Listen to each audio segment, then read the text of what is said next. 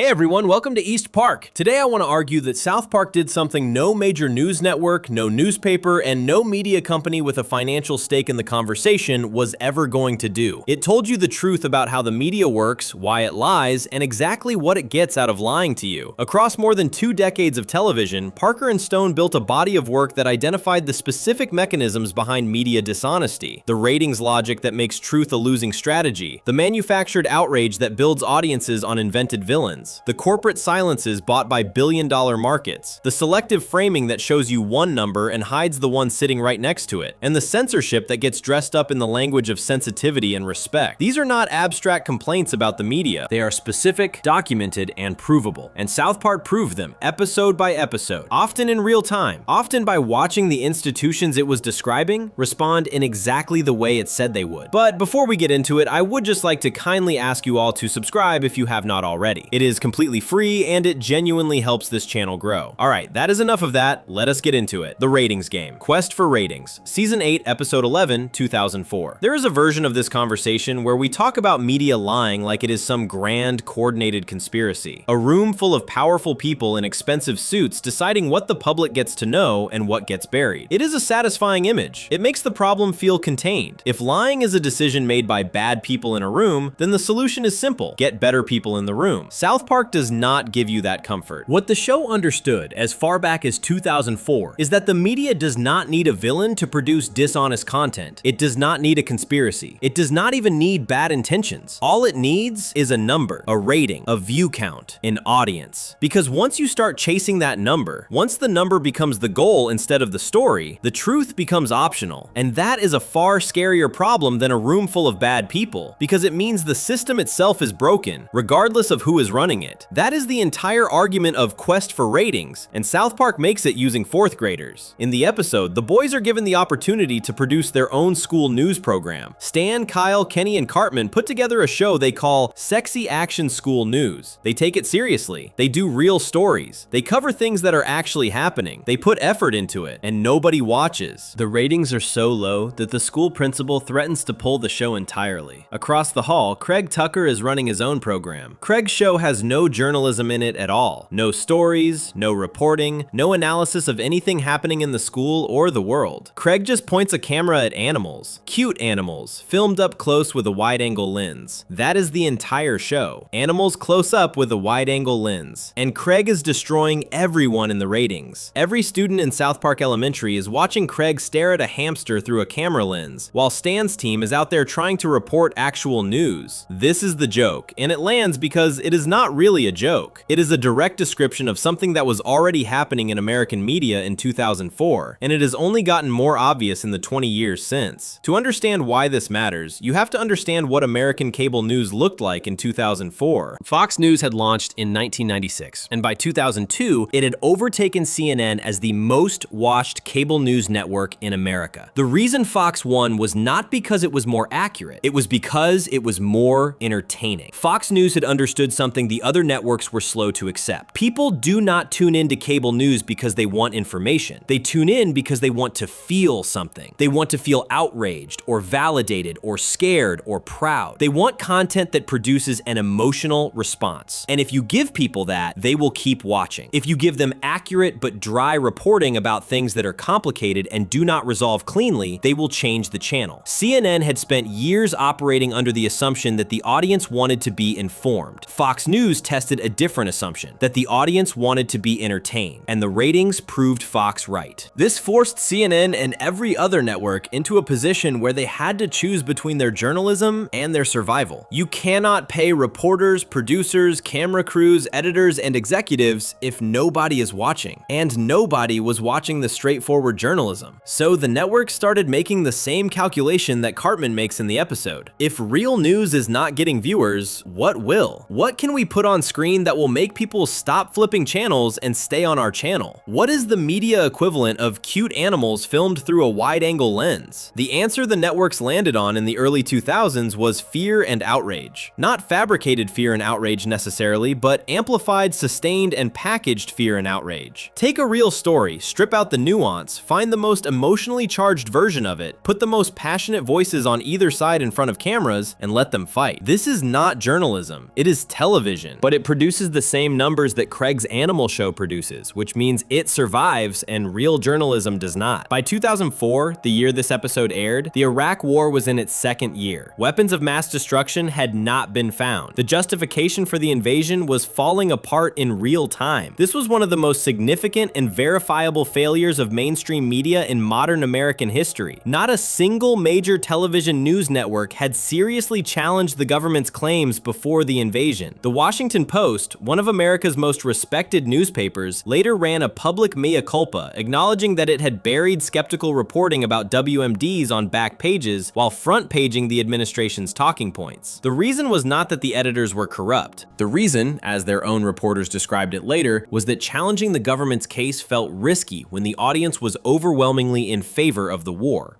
Skeptical reporting got less engagement. Patriotic, supportive coverage got more. The ratings logic won, and hundreds of thousands of people died in a war justified by claims the press did not push back on hard enough. That is the real-world version of what South Park shows you in a 22-minute animated episode about fourth graders. What makes the episode hit harder than a straightforward political commentary show would is the way it handles Cartman specifically. Cartman is not just chasing ratings in the abstract. He is methodical about it. When Sexy Action School News starts losing to Craig's Animal Show, Cartman does not get sad or give up. He starts running experiments. He tries different content approaches, different presentation styles, different topics, trying to figure out what the audience actually responds to. He is treating the news show like a product to be optimized, rather than a service to be performed. He is doing exactly what television network executives do, and the show presents this not as villainy, but as rational behavior given the incentives in front of him. This is the part of the media critique that is most uncomfortable to sit with. Cartman is not wrong within the logic of the game he is playing. If the goal is ratings, then his approach makes complete sense. If you accept that ratings are the metric that determines whether your show survives, then every decision flows from that metric. Truth, accuracy, and public service are nice to have, but they are not going to save your show if Craig is pulling twice your numbers with a hamster and a zoom lens. The episode does not offer a clean solution to this because there is not one. Stan's team does real journalism and gets canceled. Craig does entertaining content and wins. The market has spoken, and the market, South Park is telling you, does not particularly want journalism. This was not a new observation in 2004. The American media critic Neil Postman had written an entire book in 1985 called Amusing Ourselves to Death, which argued that television was fundamentally incompatible with serious public discourse because the medium rewards entertainment above all else. Everything on television has to compete with everything else on television for the same audience, and the entertainment always wins. News had to become a form of entertainment to survive on television, which meant it stopped being news in any meaningful sense. Postman wrote this in 1985, before cable news, before the internet, before social media. By 2004, his argument had been proven so thoroughly that it barely needed to be made. South Park made it anyway, with fourth graders, and made it funnier than any media studies lecture could. The detail that makes the episode most accurate is the fact that Craig is not doing anything wrong by the rules of the game. He is not lying, he is not distorting facts, he is not manipulating anyone, he is just showing animals through a camera. The problem is not that Craig is bad at his job. The problem is that his job, as the ratings define it, has nothing to do with informing anyone about anything. He has correctly identified what the audience wants and is delivering it. He is, by the metrics available to him, doing everything right.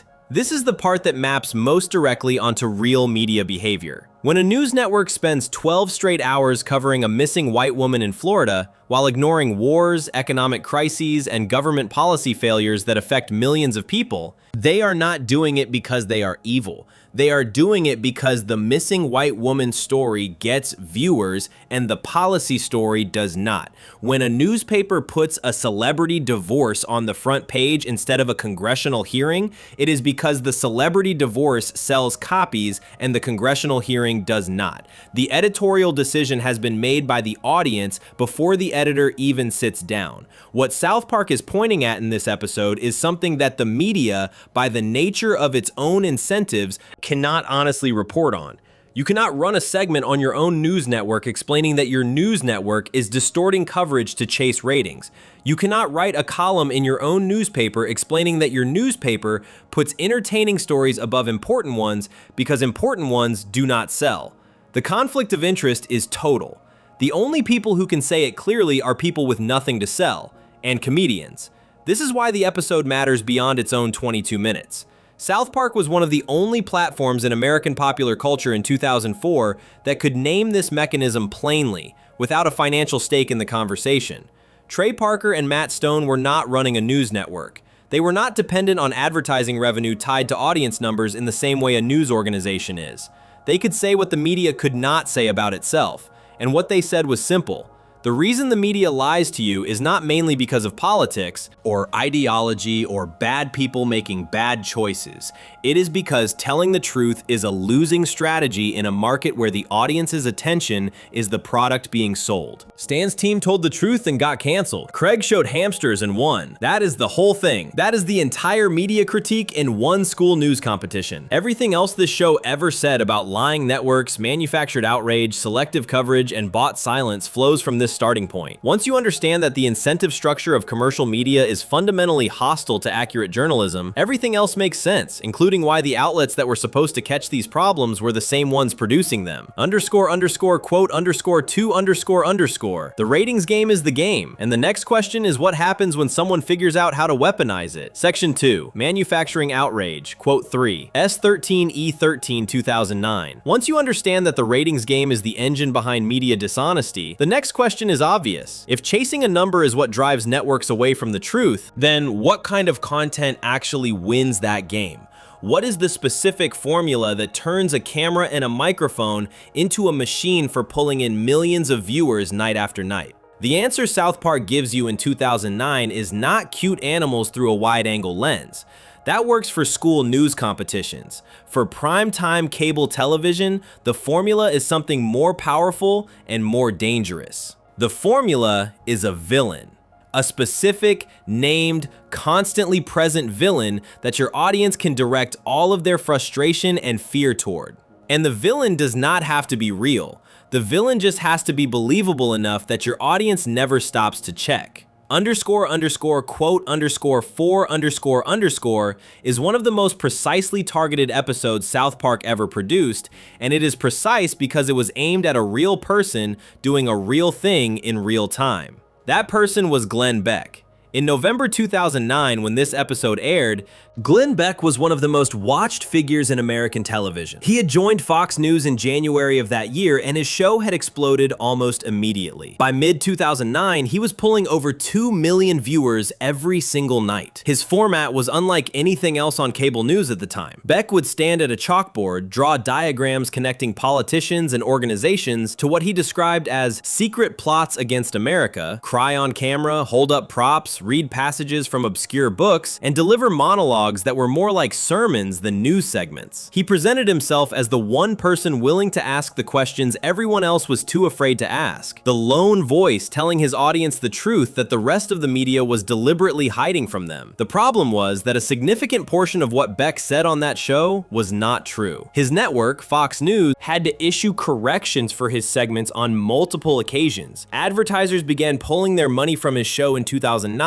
after a boycott campaign documented specific false claims he had made on air. By the time his show was canceled in 2011, over 400 advertisers had refused to run commercials during his program, specifically because of concerns about the accuracy of his content. He was, by any measurable standard, one of the least reliable sources of information on American television during those 2 years. And yet, he had 2 million viewers a night, every night. South Park watched all of this and then made Cartman do it. In the episode, Cartman is given the morning announcement slot at South Park Elementary. This is a small thing, just a microphone and a few minutes before school starts each morning to tell students what is happening that day. Cartman immediately transforms it into a one-man television show. He brings a chalkboard, he develops a persona. He starts each broadcast by telling his audience that he is the only one willing to say what everyone else is too scared to say. And then he starts talking about Wendy Testaberger. Wendy is the student body president. She is responsible, organized, and by every available measure doing a fine job. Cartman does not have any actual evidence that she has done anything wrong. He does not have a story. What he has is an audience that wants to feel like they are being given forbidden information, and a willingness to invent the information necessary to produce that feeling.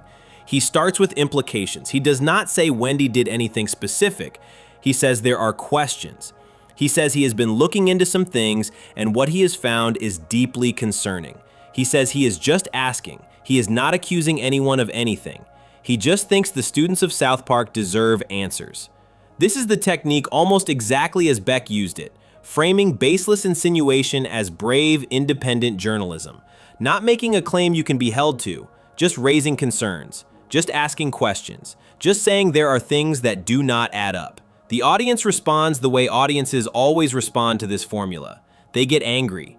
They start showing up to Wendy's appearances and shouting at her. They start repeating Cartman's insinuations as if they are established facts. The story grows not because Cartman adds real evidence, but because the emotional charge of it keeps building on itself. The more his audience reacts, the bigger his show gets, which gives him more reason to escalate, which produces more reaction, which grows the show further. This cycle, where the performance of outrage produces more outrage, which justifies more performance, is the exact mechanism that made Beck's show so dominant in 2009. The episode then does something even more specific. Cartman begins tying Wendy to the Smurfs. He claims, with a chalkboard full of arrows and diagrams, that Wendy Testaburger is connected to a conspiracy to destroy the Smurf village. This is completely insane. It has no basis in anything. But presented with enough conviction, with enough props, with enough performative outrage, a portion of the audience accepts it as a real possibility, or at least as something worth being angry about.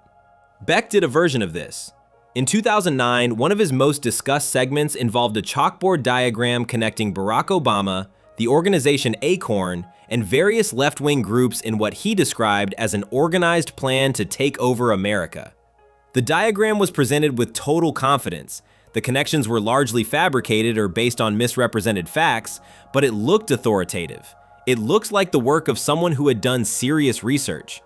And 2 million people watched it. What South Park is identifying in this episode is not just that Cartman and Beck are lying, it is how the lying works. The format itself is designed to make the audience feel like they are receiving secret, important information that the mainstream is suppressing. That feeling, the feeling of being an insider, of being one of the few people smart enough to see what is really going on, is more powerful than any specific claim. It does not matter if the individual claims fall apart under examination, because the audience is not primarily there for the claims. They are there for the feeling. And the feeling is real even when everything producing it is fake. This is the media lie that is hardest to fight, because it does not present itself as a lie. It presents itself as the opposite of a lie. Beck spent 2 years telling his audience that he was the truth teller in a world full of liars. Cartman tells the students of South Park Elementary every morning that he is the only one brave enough to speak honestly. The meta message of the format, I am the real journalist, everyone else is hiding something, is what keeps people watching even when the specific claims evaporate. The episode handles the resolution in a way that is more honest than most media criticism gets. Wendy eventually outsmarts Cartman. She takes over his show, turns it into something positive and constructive, and the audience disappears overnight. Without the villain, without the manufactured outrage, without the constant implication that something sinister is being hidden, the audience has no reason to tune in. Wendy's show, which is accurate and fair, gets no viewers. Cartman's show, which was built entirely on invented accusations, had a massive audience. That is not presented as a funny irony at the end of the episode. It is presented as the straightforward truth about how this type of media operates. The audience was never there for information. They were there for a performance of righteous anger, and when the performance stopped, they left. The accuracy of the content was irrelevant to whether anyone was watching. What makes this especially pointed is the timing. Beck's show launched in January 2009. __quote_5__ aired in November 2009.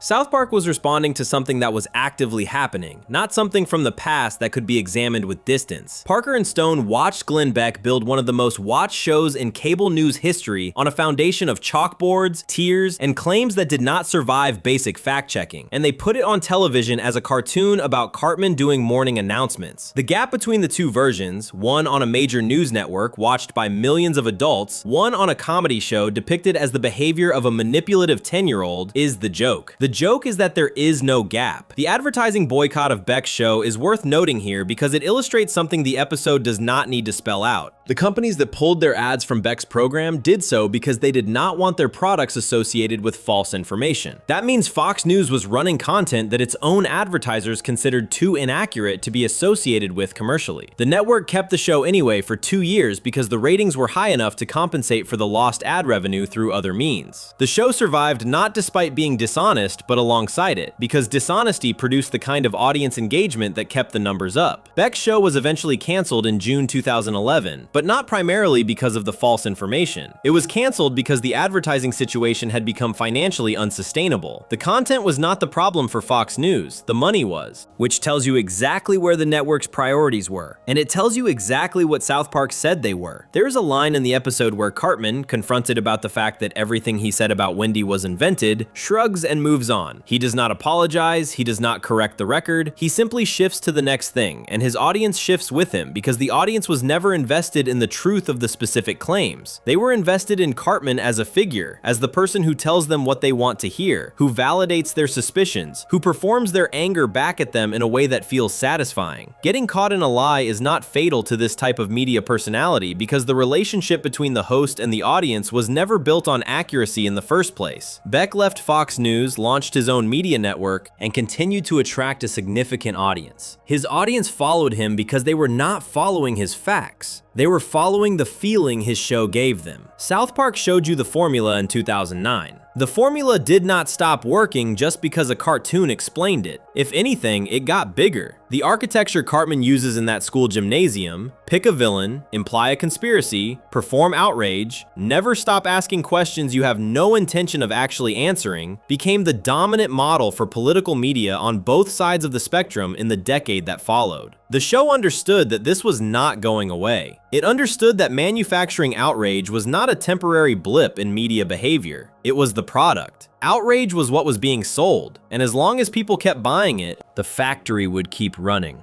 Quote, _6 _.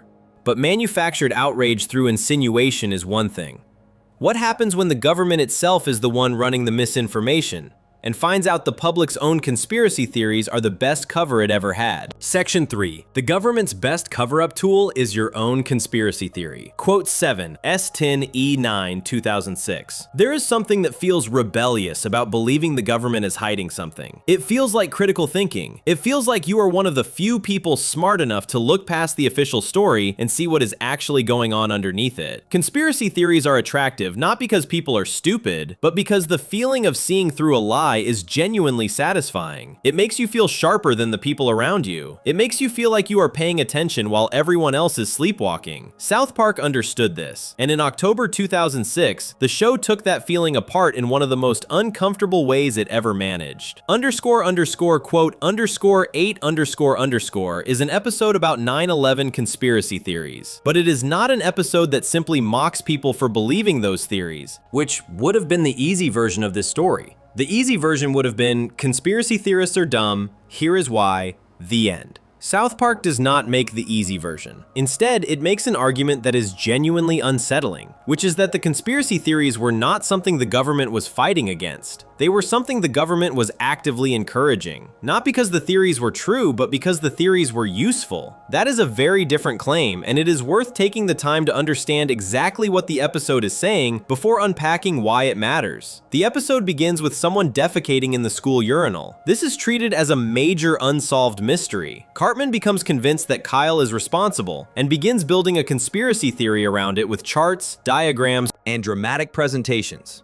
This is the comedy layer of the episode. The serious layer runs underneath it and involves Kyle going down a rabbit hole of online 9/11 conspiracy content. Kyle watches a video online that claims the United States government planned and carried out the September 11th attacks itself. The video tells him that the collapse of the World Trade Center buildings was a controlled demolition, that the government had foreknowledge of the attacks, and that the entire thing was staged to justify the wars in Afghanistan and Iraq. Kyle, who is normally the most rational voice in the show, finds himself genuinely shaken by this. He starts to believe it. He brings it to Stan, who tells him to stop being ridiculous. Kyle insists that the evidence in the video is convincing. The episode then references a real statistic. In 2006, a Scripps Howard News Service poll of American adults found that 36% of respondents believed it was either very likely or somewhat likely that federal officials had assisted in the 9/11 attacks, or had taken no action to stop them because they wanted the United States to go to war in the Middle East.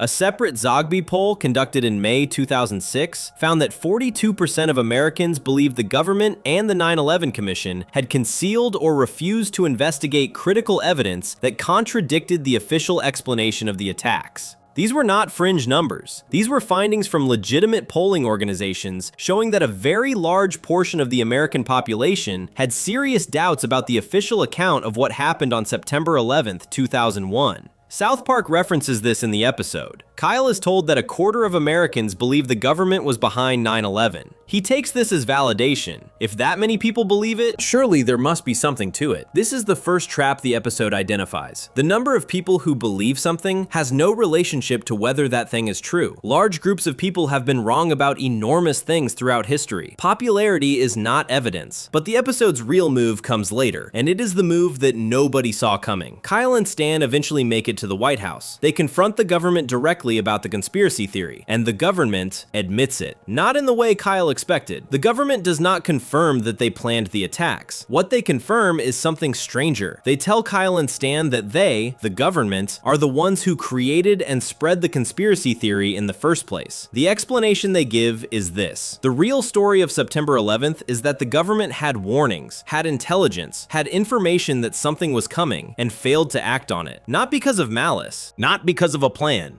but because of incompetence. Ordinary, embarrassing, unglamorous government incompetence. Bureaucracies that did not talk to each other. Signals that were missed. Warnings that were filed and forgotten. The truth was not a sinister plot. The truth was that the most powerful government in the world dropped the ball in the most catastrophic way imaginable and could not stop a group of men with box cutters from killing 3,000 people.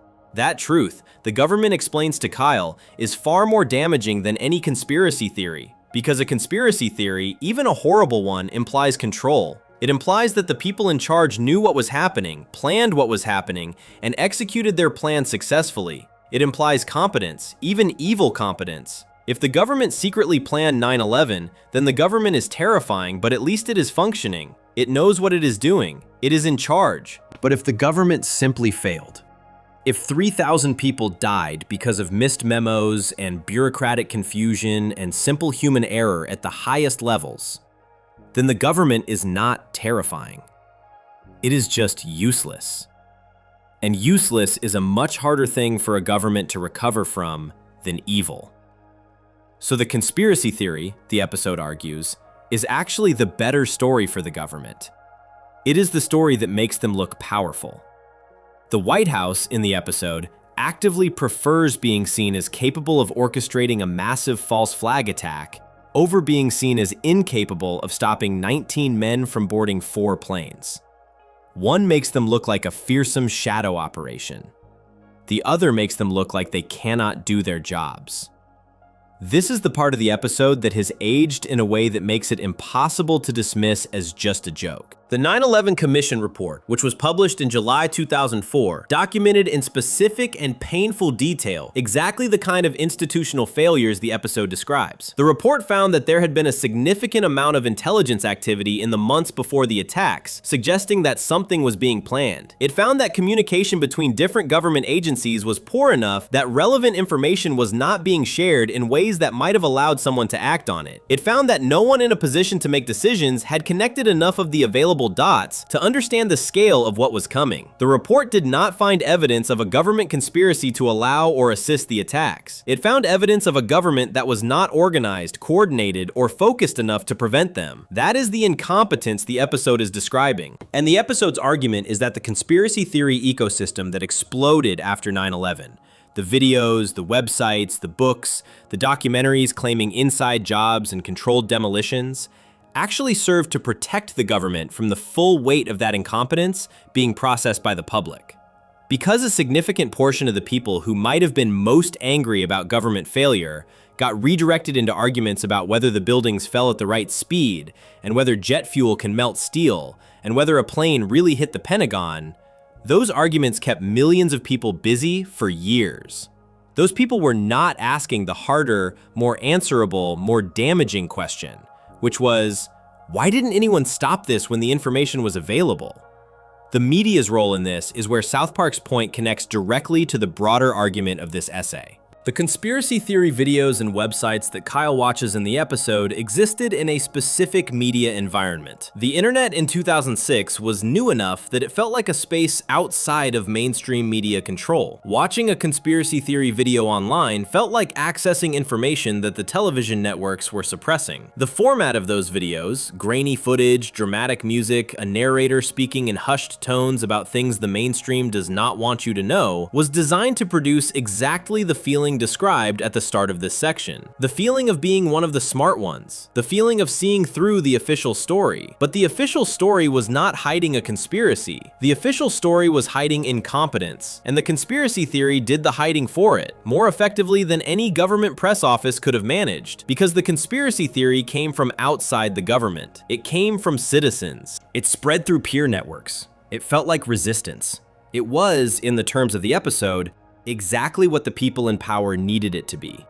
This is not to say that every conspiracy theory is a government plant. The episode does not make that claim, and neither does this section. What the episode is saying is more precise than that.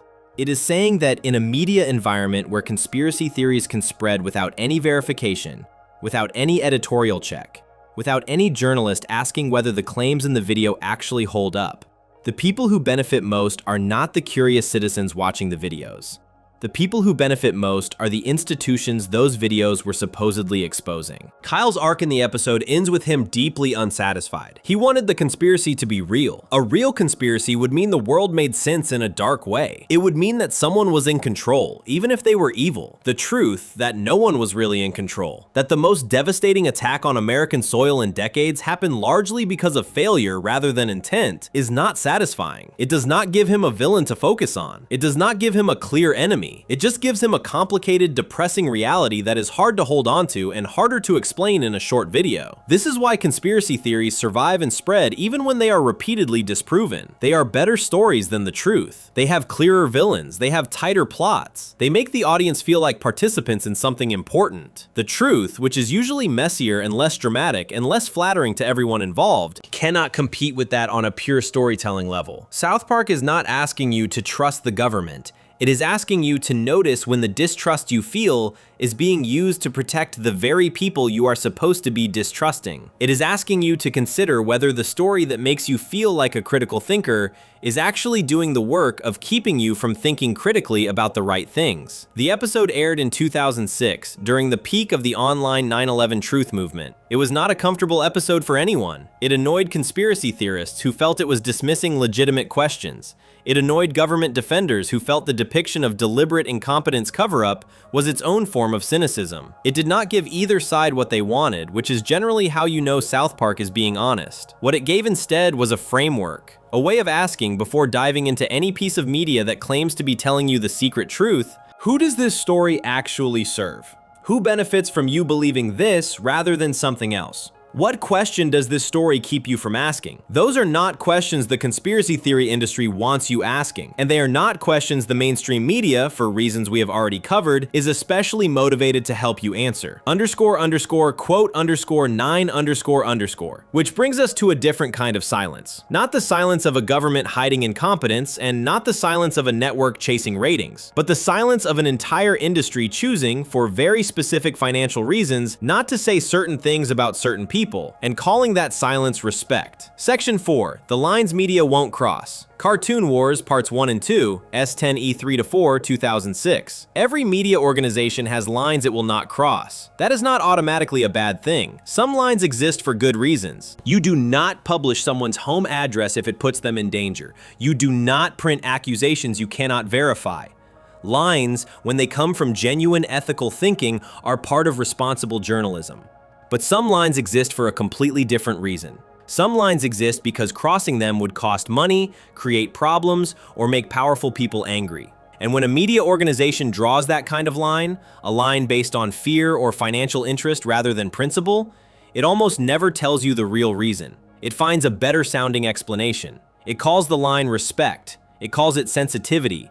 It calls it editorial judgment. It calls it anything except what it actually is, which is self-protection. South Park made an entire two-part episode about exactly this, and then the network that aired the episode proved the episode's point by censoring it in real time. To understand what Cartoon Wars was responding to, you have to go back to September 2005. A Danish newspaper called Jyllands-Posten published 12 editorial cartoons depicting the Prophet Muhammad. In Islam, creating images of Muhammad is considered deeply offensive by many Muslims, and the publication of those cartoons set off a wave of protests that spread across multiple countries over the following months. By February 2006, the protests had turned violent in several places. Embassies were attacked. Over 200 people died in protest-related violence globally. The cartoons became one of the most discussed and debated media events of the mid-2000s, and every major news organization in the world had to decide how to cover the story. Most of them decided not to reprint the cartoons while covering the cartoons. There were different stated reasons for this. Some outlets said they were being respectful of religious sensitivities. Some said the cartoons were not newsworthy on their own. Some said they were protecting their staff from potential threats. The actual reason, in most cases, was simpler. Reprinting the cartoons carried risk. Not reprinting them carried no risk at all. The choice that protected the organization was the choice that got made, and then each organization found the most defensible way to explain that choice publicly. South Park watched all of this and aired Cartoon Wars Part 1 on April 5th, 2006, less than 2 months after the height of the protests. The episode begins with an announcement that Family Guy, the animated comedy that airs on Fox, is going to broadcast an episode showing the Prophet Muhammad as a character on screen. The fictional version of South Park the Town immediately descends into panic. Parents are terrified. People are boarding up their windows. Everyone is convinced that showing Muhammad on television will provoke a catastrophic response. Cartman, who claims to be offended by Family Guy's brand of humor for unrelated reasons, begins a campaign to get the episode pulled before it airs. He travels to Hollywood to lobby the network to cancel it. Kyle goes after him, arguing that pulling the episode would be a surrender to fear and would set a precedent that threatens all creative expression. The episode is structured as a debate between these two positions, but the debate has a clear answer built into it. Cartman's reasons for wanting the episode pulled have nothing to do with principle. He hates Family Guy because he thinks its humor is lazy and random, and he is using the Muhammad controversy as a convenient tool to achieve something he wanted anyway. The episode is pointing out that the people most loudly calling for content to be censored are not always motivated by the reasons they give you. But the sharper argument comes from what happens inside the fictional Family Guy episode, and then from what Comedy Central did with the real South Park episode. In Cartoon Wars Part 2, which aired 1 week later on April 12, 2006, the Family Guy episode within the story is revealed. It shows Muhammad handing a football helmet to the character Peter Griffin. That is the entire scene. Muhammad is not depicted doing anything violent or offensive. He is not mocked. He is not insulted. He simply appears as a character and hands over a piece of sports equipment. The scene treats Muhammad the same way Family Guy would treat any other character. Comedy Central, the network that airs South Park, made the decision to replace this scene with a black screen. The black screen stayed up for the entire duration of the scene. Over the black screen, text appeared explaining that Comedy Central had refused to broadcast an image of Muhammad. Parker and Stone were not quiet about this. They made their position clear publicly. They stated that the censorship decision had been made by the network and that they disagreed with it. They had written an episode specifically about the cowardice of not depicting Muhammad, and their own network had responded by not depicting Muhammad, turning their fictional argument into a real demonstration in front of millions of viewers. The reason this matters so much is what else the episode contained. In the same episode, South Park shows Jesus Christ defecating on the American flag and on a depiction of President George W. Bush. Comedy Central did not censor this. It aired without any black screens, without any explanatory text, without any editorial intervention from the network at all. Parker and Stone made this contrast deliberately. They were not making a statement about Islam specifically, they were making a statement about consistency, or the complete lack of it. American media had spent decades treating Christianity as fair game for satire, parody, and outright mockery. Jokes about Jesus, about the Pope, about the Catholic Church, about evangelical Christians, about religious hypocrisy of every variety. All of this was standard content across television, film, stand-up comedy, and mainstream entertainment. It ran constantly and without significant concern from the networks airing it. The same freedom did not apply to Islam after February 2006, and every network in America knew it. Not because Islam was considered more sacred or more worthy of respect, but because criticizing or depicting Islam in certain ways carried a risk that criticizing Christianity did not. The risk was real. The The violent response to the Danish cartoons was real, and every media organization in America quietly recalculated what it was willing to publish or broadcast based on that risk assessment. South Park's argument was that this quiet recalculation was dishonest. Not necessarily wrong, but dishonest. If you decide not to depict Muhammad because you are genuinely afraid of the consequences, that is a human response to a real threat, and it is understandable. But when you frame that decision as respect, as sensitivity, as principled editorial judgment, when you refuse to admit that the real reason you are not printing the cartoon is that you are scared, you are lying. You are using the language of ethics to describe a decision that was made for reasons of self-preservation. And that lie matters because it creates a rule that is never openly stated. It creates a standard where some religious figures can be satirized and others cannot. And the difference is not principle. The difference is perceived danger. The difference is that one group is seen as safe to mock and another is not. If you drew out the full implication of that standard and said it plainly, it would be indefensible.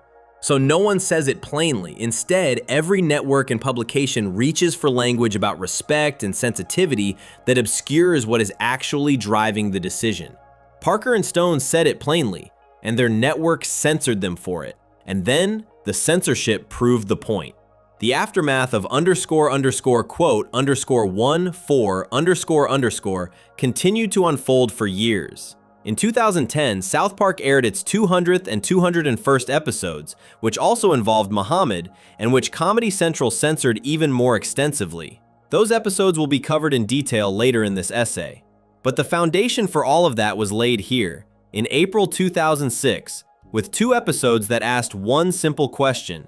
If you will mock every religion except one, and the reason you will not mock that one is fear rather than respect, are you actually operating on principles at all? The answer was no, and the network demonstrated the answer by censoring the question.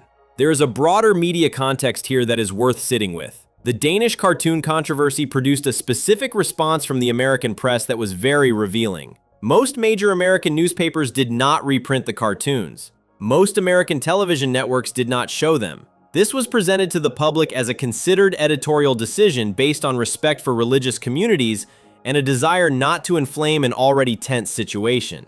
At the same time, those same newspapers and networks ran the story of the controversy extensively. They told their audiences that these cartoons existed, that they had caused massive protests, that people had died in violence connected to the fallout, and that this was one of the major international news stories of early 2006.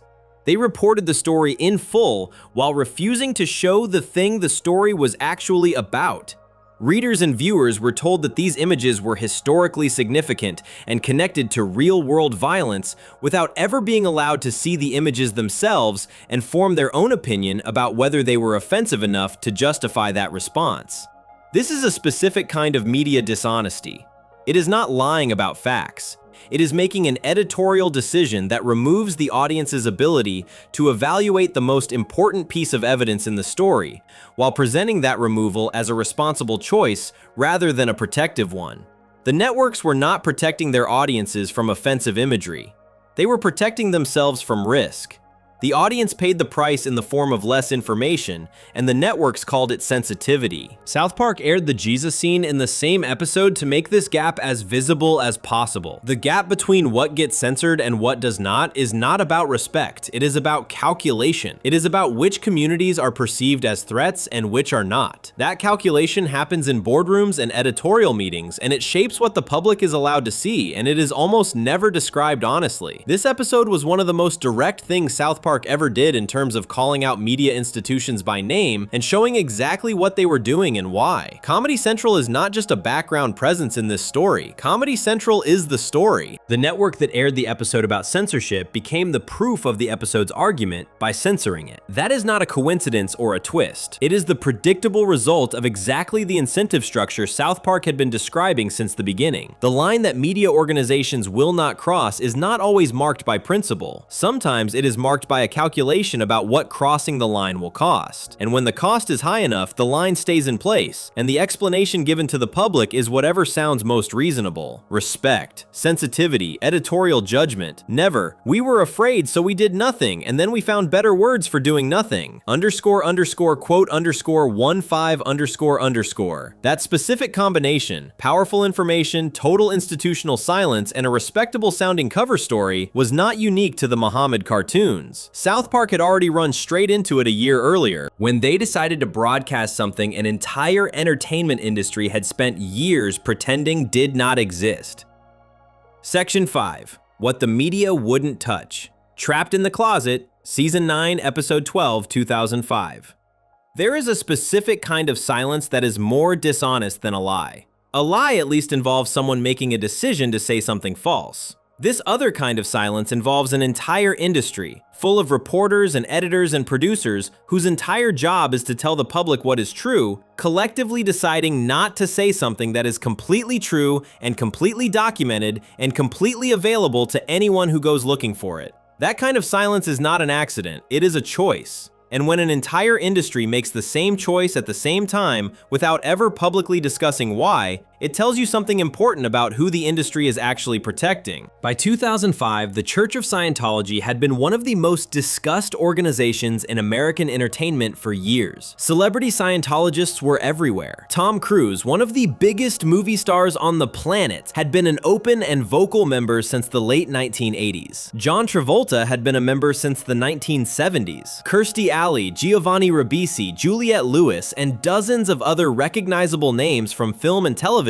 were publicly affiliated with the church. Entertainment news covered these people constantly. Their movies, their relationships, their public appearances, their statements, all of it was covered in exhaustive detail by every entertainment outlet in America. What was almost never covered was what Scientology actually taught. Scientology is a religion founded by science fiction writer L. Ron Hubbard in the early 1950s. Hubbard developed a system he called Dianetics, which claimed to be a method for clearing the mind of painful memories and improving mental and physical health. The church grew significantly over the following decades, attracting members through a tiered system where deeper religious teachings were only revealed to members who had advanced to higher levels and paid increasing amounts of money to do so. The highest levels of Scientology teaching involved cosmological beliefs about the origin of humanity that Hubbard had developed and that the church considered sacred. Those beliefs were not secret in any practical sense by 2005. They had appeared in court documents in the United States as far back as 1994, when a case involving a former Scientology member named Stephen Fishman resulted in sealed church materials being entered into the public court record. Journalists had reported on these materials. Critics of the church had published them online. They were available to anyone with internet access and enough curiosity to search for them. And yet the mainstream entertainment press, which was covering Tom Cruise's every public move with enormous enthusiasm, had essentially never explained to its readers what Tom Cruise's religion actually believed at its core. South Park ended that particular silence on November 16, 2005. In Trapped in the Closet, Stan takes a Scientology personality test at a local chapter and scores so well on it that the church members become convinced he is the reincarnation of L. Ron Hubbard. This brings Tom Cruise to Stan's house, where Stan tells Cruise that he thinks the actor is not as talented as people say. Cruise takes this badly and locks himself in Stan's closet and refuses to come out. R. Kelly and John Travolta also end up in the closet at various points in the episode. The closet storyline is a separate satirical thread that runs through the episode alongside the Scientology content. The Scientology content is what matters for this section. When Stan is brought into the church's inner circle as the supposed reincarnation of Hubbard, the church leaders sit him down and explain the core cosmological belief system. South Park then does something that no major entertainment outlet had done before it. It presents these beliefs on screen in full, accompanied by a black title card with white text that reads, "This is what Scientologists actually believe." The beliefs described in the episode are as follows. 75 million years ago, a galactic ruler named Xenu controlled a confederation of planets. The confederation had a severe overpopulation problem. To solve it, Xenu brought billions of people to Earth, which was then called TGAC, in spacecraft that resembled Douglas DC-8 airplanes. He stacked these people around volcanoes across the planet and detonated hydrogen bombs inside the volcanoes, killing them all. The souls of these people, which Scientology calls thetans, were then collected and implanted with false memories by Xenu before being released. Those thetans eventually attach themselves to human bodies, and all of humanity today carries these alien spiritual passengers without knowing it. The process of Scientology auditing is aimed at identifying and removing the influence of these thetans, called body thetans, from a person's spirit. This is not a version of Scientology's beliefs that South Park invented or exaggerated. This narrative, known as the OT3 material, is documented in affidavits filed in the United States federal court system. Former high-ranking church members have described it publicly in interviews and written accounts. The church has not denied the existence of these teachings, though it has argued that presenting them out of context is misleading and harmful to members who encounter them before they are spiritually ready to process them. The text of the OT3 materials, written in L. Ron Hubbard's own handwriting, has been reproduced in multiple legal and journalistic contexts. What South Park did was simply put it on television and label it accurately. The entertainment press had never done this, not because the information was unavailable, not because it required investigative journalism to uncover. It was in public court records. It had been reported on by smaller publications and online. The information existed. The silence around it was a choice, and the choice was driven by the fact that Tom Cruise was one of the most commercially powerful figures in Hollywood, and the Church of Scientology had a long and well-documented history of aggressively pursuing legal action against critics and publications that said things about them they did not like. The church had sued newspapers, magazines, and websites. It had sent legal notices to internet service providers demanding the removal of content critical of the church. Former members who spoke publicly about their experiences had described being followed, harassed, and subjected to coordinated campaigns aimed at damaging their reputations. Major publications knew this history, and major publications made quiet calculations about whether covering the actual teachings of Scientology was worth the trouble it would bring. The trouble always looked bigger than the story, so the story never got told the way it should have been. South Park told it anyway, and then the consequences arrived in a way that proved exactly what the entertainment press had been afraid of. Isaac Hayes was a musician and actor who had provided the voice of Chef, one of South Park's most beloved recurring characters since the very first episode in 1997. He had been a fixture of the show for 8 full seasons. He had stayed through episodes that mocked Christianity, Judaism, Islam, Mormonism, and essentially every other religion the show had targeted. He had stayed through episodes that some people considered deeply offensive on multiple grounds. He had never publicly complained about the show's content during those 8 years. Isaac Hayes was also a Scientologist. In March 2006, 4 months after Trapped in the Closet aired, Hayes announced he was leaving South Park. In his statement, he said the show had a history of making fun of people's religious beliefs and that he felt it had crossed a line. He said there was a place for all kinds of humor, but that personal ridicule of religious beliefs was intolerant. Parker and Stone responded publicly. They pointed out that Hayes had been happy to participate in the show for 8 years while it mocked Christianity, Judaism, Mormonism, and Islam. They said that the only difference between those episodes and the Scientology episode was that this time the religion being discussed was Hayes' own. They said they were saddened but not surprised, and noted that they had received no complaint from Hayes about any episode until the one that touched his personal beliefs. Hayes died in August 2008. After his death, his son stated publicly that Hayes had not personally wanted to leave South Park, and that the decision had actually been made by members of the Church of Scientology acting on his behalf while he was dealing with a serious medical issue. If that account is accurate, it means the story of Hayes leaving the show was itself a piece of Scientology management of the narrative around the episode, rather than a free personal decision. Around the same time Hayes left the show, the episode's scheduled rerun was pulled from the Comedy Central schedule without explanation. The rerun had been set to air in March 2006. It was removed at the last minute and replaced with a different episode. Parker and Stone addressed this publicly as well. They suggested in their statements that the decision was connected to Tom Cruise, who they implied had used his position as a major Paramount Pictures star to leverage Viacom, the parent company of both Comedy Central and Paramount, into pulling the rerun. The logic they described was straightforward. Paramount was preparing to release Mission Impossible 3, which starred Cruise, in May 2006. Cruise's relationship with Paramount was enormously financially valuable. The suggestion was that Cruise had made it clear the rerun was a problem, and Viacom had responded by making the problem go away. Viacom and Comedy Central did not confirm this account. Tom Cruise did not comment on it publicly. Mission Impossible 3 was released by Paramount in May 2006 as scheduled. The episode was not rerun on Comedy Central until after that film had completed its theatrical run. The episode was also excluded from the DVD release of South Park Season 9 in the United Kingdom. Every other episode from that season was included. Trapped in the Closet was not. No official explanation was provided. What all of this adds up to is a story that confirms rather than challenges the premise of the episode. South Park broadcast information about Scientology that the entertainment press had declined to cover despite it being publicly available. The result was the departure of a main cast member, the pulling of a scheduled rerun under circumstances strongly suggesting corporate pressure from a major star, and the removal of the episode from a physical release in another country. Every one of those outcomes was exactly the kind of thing that had caused the entertainment press to stay quiet about Scientology in the first place. The show had no studio relationship to protect. It had no film coming out the following May. It had no advertising partnerships with organizations connected to the church.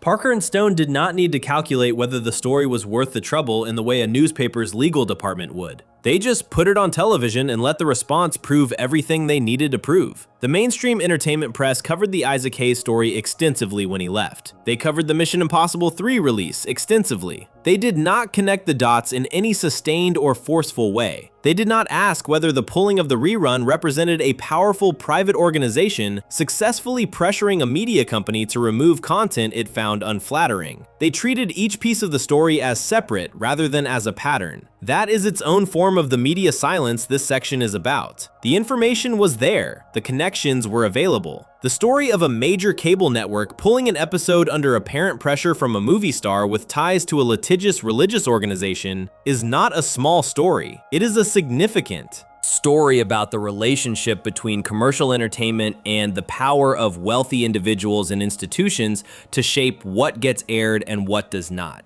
It got covered softly, briefly, and without the kind of sustained scrutiny that might have actually produced answers. South Park was one animated comedy show on one cable network. It could say things that the industry around it would not say, and then watch the industry prove why it had not said them.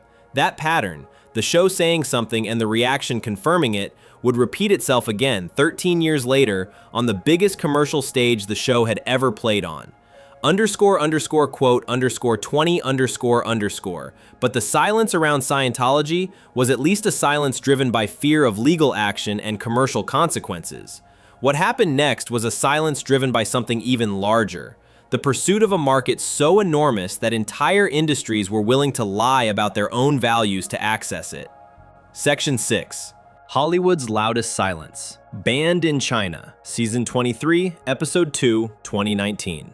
There is a number that explains a lot of what happened to Hollywood in the 2010s. That number is 1.4 billion. That is the approximate population of China. And for the American entertainment industry, it represented the single largest untapped audience on the planet. A market that size does not just change business calculations. It changes behavior. It changes what gets said and what does not. It changes what stories get told, how they get told, and which parts of them get quietly removed before anyone outside a boardroom ever sees them. And perhaps most importantly, it changes what the people making those decisions are willing to say publicly about why they are making them. By the time South Park aired Banned in China on October 2nd, 2019, the relationship between Hollywood and the Chinese government had been developing for roughly a decade. China had become one of the most important international markets for American films, and the rules for accessing that market were set by the Chinese government, rather than by any principle the studios themselves claimed to hold. Those rules were not always written down in a single clear document. They operated through a system of approvals, rejections, and quiet understandings about what kinds of content would be allowed into Chinese cinemas and what kinds would not. The content that was not allowed covered a significant amount of ground. Films that depicted Tibet as an independent nation